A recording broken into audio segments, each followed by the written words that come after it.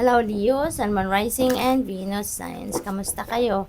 Sana po nasa mabuti kayong kalagayan. Welcome back po sa Star Tarot. Kung bago kayo rito, welcome din kayo. Thank you for your support. I truly appreciate it. God bless you all. Leo, pauna mensahe po ninyo ay Knight of Cups. Ayan. So, Leo, parang ano kayo rito, maybe someone is going to ask you out on a date, no? Kung single pa kayo, maaaring mayroong makikipag-date sa inyo or baka kayo yung makikipag-date, no? With someone. Magbubukas ang puso ninyo rito, no? Siguro, there is something or someone dito that inspires you more, sa buhay at this time. So, parang ganun ang ganap. Kaya, parang ano kayo ngayon, excited, inspired, no? Yung ganun. What else? We have Knight of Swords. Ayan. So, yung mga delays, no? Kung meron mga yung mga nararanasan lately na delays, blockages, that will be lifted na, no? Magiging mabilis ng lahat, tatakbo na or aandar ng muli ang buhay ninyo ng mas mabilis sa ngayon. Malilift na yung mga delays na yan, maaalis na yung mga blockages na yan. At uusad na, no, yung takbo ng buhay. Ten of Swords, tens represents endings and beginnings, no? At maraming mga needles, no, nakatusok sa ulo ninyo kasi siguro ang dami-daming karga ninyo, no, na maaring problema, maaring resentment, marami pa kayong iniisip sa ngayon na maaring ito yung nagbabother sa inyo, maaaring ganon. But this is 10, So, 10 represents endings and beginnings. Kaya maaaring kung ano man itong sitwasyon na nararanasan ninyo at this time, matatanggal na yan. Tatanggalin mo na yan. Babaguhin mo na yan.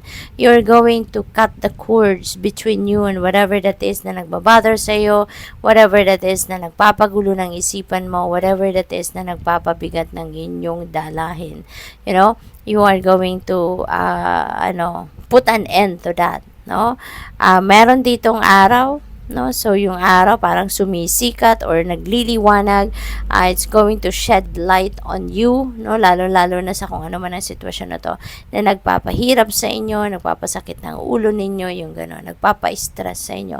Magliliwanag na ang inyong isipan. You are going to rise above this situation, kasi handa na kayong baguhin ang inyong sitwasyon for the better. What else? We have the Fool. Ayan, magsisimula na kayo ng bagong buhay.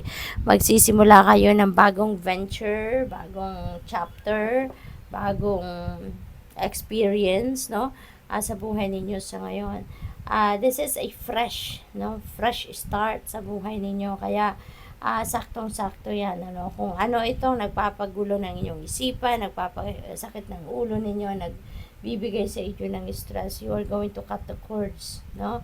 ng sitwasyon na yan sa buhay ninyo at magsisimula kayo ng mas presko, mas bago na sitwasyon. You are going to embrace a new beginning, no? You're heading towards starting a new life or starting a new chapter, no, sa buhay ninyo, which is really, really good. Dito rin, no, pwedeng iba-iba, no? So, since we have the Knight of Cups, maaaring ang iba sa inyo magsisimula ng bagong relationship. Sa ngayon, pwedeng ganon, welcome kayo ng bagong tao na pwedeng mag-inspire sa iyo, magmahal sa inyo, maaaring ganon. So, that could also be a new job, diba? Pwedeng merong opportunity dito of a new job, of a new career, of a new business venture, bagong kaibigan, or bagong level ng relationship ang maaaring papasukin ninyo. So, that is also possible. So, tingnan natin kung ano pa.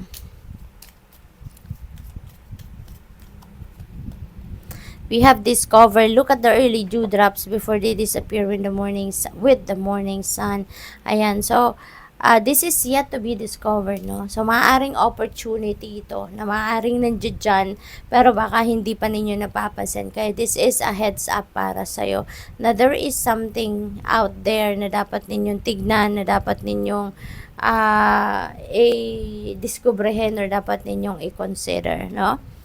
We have bloom and attract more than butterflies. Parang ano kayo ngayon, papunta kayo ngayon sa pag-asenso, sa pag-grow, maybe with the full energy. So maybe meron talaga kayong sisimulang bago ang ganap sa buhay. Maybe you are welcoming a new opportunity na baka ito yung mag-create ng or magbubukas ng bagong pinto para sa iyo, para sa pag-grow ninyo, para sa pag-thrive, no, pag-evolve ninyo into the best version of yourself. Papunta kayo dito sa pag-asenso, kumbaga, no, pag-asenso, pag-i-improve ng inyong sarili, no, baka meron din dito mga personal or skills development, empowerment, self-empowerment, no, maaaring ganun ang mga focus ng iba sa inyo sa ngayon.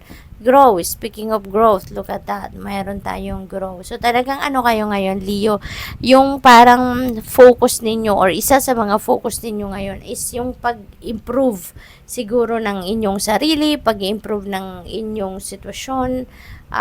Gusto ninyo ngayon na siguro lalabas kayo ngayon sa inyong comfort zone, no? At handa na kayong mag-adventure sa buhay, handa na kayong sumubok ng mga bagong sitwasyon, no, sa buhay ninyo, maaaring ganon. So good luck, thank you for watching. Love and light, namaste.